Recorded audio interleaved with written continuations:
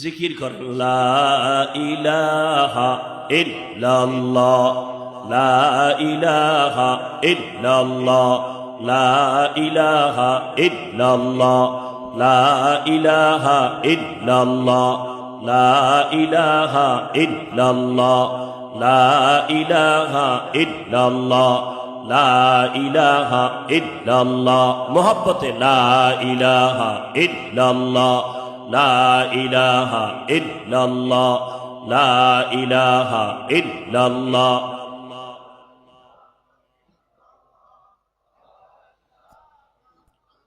লা ইলাহা ইল্লাল্লাহু মুহাম্মাদুর রাসূলুল্লাহ।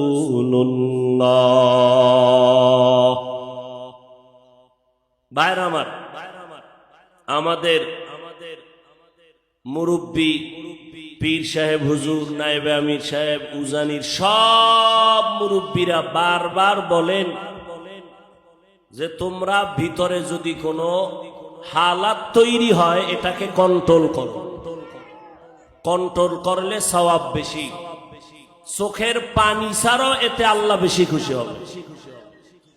আর দ্বিতীয় কথা হলো, এটা নিয়ে যারা আবার ছিদ্র অন্বেষণ করে, আসলে ওরা তো জাহান্নাম নিয়ে ভাবে না, ওরা তো কবর নিয়ে ভাবে না, ওরা তো কপাল পোড়া, ডবল কপাল পোড়া।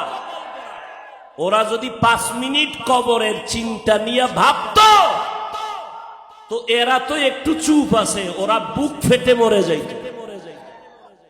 ওই কপাল পোড়ার গোষ্ঠী তো জাহান্নামের বয়ান কোরআনে আছে, হাদিসে আছে, পরেও না, ভাবেও না। কবরের আযাবের বয়ান কি নাই? জাহান্নামের বয়ান কোরআনে নাই, হাদিসে নাই। ওই কপাল পোড়ারা এই বয়ানের চাপটার ধরেও না, পরেও না, ভাবেও না।